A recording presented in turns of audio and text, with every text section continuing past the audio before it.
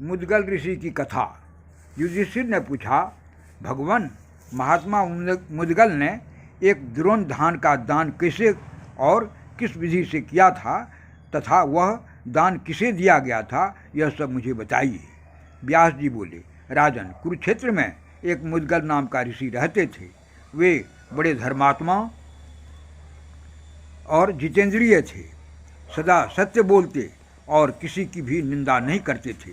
अतिथियों की सेवा का उन्होंने व्रत ले रखा था। बड़े कर्मनिष्ठ और तपस्वी महात्मा थे। जीविका शील और उच्च वृत्ति से ही उनकी जीविका चलती थी। 15 दिनों में एक द्रोण धान इकट्ठा कर लेते थे। उसी से इष्टिकृत नामक यज्ञ करते और 15वें दिन प्रत्येक अमावस्या तथा पूर्णिमा को 10 पौर्णमास याग किया करते थे। यज्ञों में देवता और अतिथियों को देने से जो अन्न बचता उसी से परिवार सहित निर्वाह करते थे। घर में स्त्री थी, पुत्र था और वे स्वयं थे। तीनों एक पक्ष में एक ही दिन भोजन करते थे। महाराज, उनका प्रभाव ऐसा था कि प्रत्येक पर्व के दिन देवराज इंद्र देवताओं सहित उनके यज्ञ में साक्षात उपस्थित होकर अपना भाग लेते थे। इस प्रकार मुनिवृत्ति से रहना और प्रसन्न चित्त से अतिथियों का अन्न देना, यही उनके जीवन का व्रत था। किसी के प्रति द्वेष न रखकर बड़े शुद्ध भाव से वे दान करते थे। इसीलिए वह एक द्रोण अन्न 15 दिन के भीतर कभी घटता नहीं था, बराबर बढ़ता रहता था। दरवाजे पर अतिथि देखकर उस अन्न में अवश्य वृद्धि हो जाती थी। सैकड़ों ब्राह्मण और विद्वान उसमें से भोजन पाते थे, पर की कमी नहीं आती। मुनि के इस व्रत की ख्याति बहुत दूर तक फैल चुकी थी। एक दिन उनकी कीर्ति कथा दुर्वासा मुनि के कानों में पड़ी। वे नंग धड़ंग पागलों का सा वेश बनाए, मूड मुड़ाए, कटु वचन कहते हुए वहां आ पहुँचे।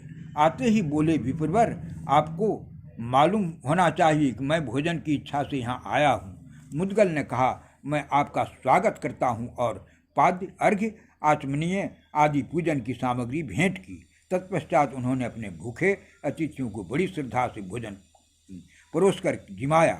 श्रद्धा से प्राप्त हुआ वह अन्न बड़ा सरस लगा। मुनि भूखे तो थे ही, सब खा गए। मुद्गल उन्हें बराबर अन्न देते रहे और वे उसे हड़प करते रहे। अंत में जब उठने लगे तो जो कुछ जूठा अन्न बचा था उसे अपने शरीर में लपेट लिया और जिधर से आए थे उधर ही निकल गए।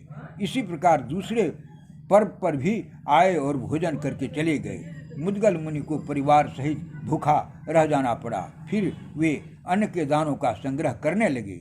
स्त्री और पुत्र ने भी उनका साथ दिया। भूख से उनके मन में तनिक भी विकार या खेद नहीं हुआ। क्रोध, ईर्ष्या या अनादर का भाव ही नहीं उठा। वे ज्यों के त्यों शांत बने रहे। पर्व आने पर दुर्वासा मुनि फिर उपस्थित हुए। इसी प्रकार वे लगातार 6 बार प्रत्येक पर्व पर आए, किंतु कभी भी मुद्गल ऋषि के मन में कोई विकार नहीं देखा। हर बार उनके चित्त को शांत और निर्मल ही पाया। इससे दुर्वासा को बड़ी प्रसन्नता हुई। उन्होंने मुद्गल से कहा, मुने, इस संसार में तुम्हारे समान दाता कोई भी नहीं है। ईर्ष्या तो तुमको छू तक नहीं गई है। भूख बड़े लोगों के धार्मिक विचार को हिला देती है और धैर्य हर लेती है। जीव तो रसना ही ठहरी, यह सदा इसका आस्वादन करने वाली है। मनुष्य का चित्त रस की ओर खींचती रहती है। भोजन से ही प्राणों की रक्षा होती है। मन तो इतना चंचल है कि इसको वश में करना अत्यंत कठिन जान पड़ता।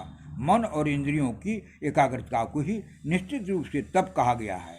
इन सब इंद्रियों को काबू में रखकर भूख का कष्ट सहते हुए बड़े परिश्रम से प्राप्त किए हुए धन को शुद्ध हृदय से दान करना अत्यंत कठिन है, किंतु यह सब कुछ तुमने सिद्ध कर लिया है। तुमसे मिलकर मैं बहुत प्रसन्न हूँ। तुम्हारा अपने ऊपर अनुग्रह मानता हूँ।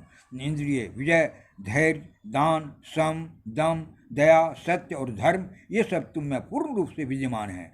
तुमने अपने शुभ कर्मों से सभी लोगों को जीत लिया, परम पद प्राप्त कर लिया है। देवता भी तुम्हारे दान की महिमा गा गा कर उसकी सर्वत्र घोषणा करते हैं।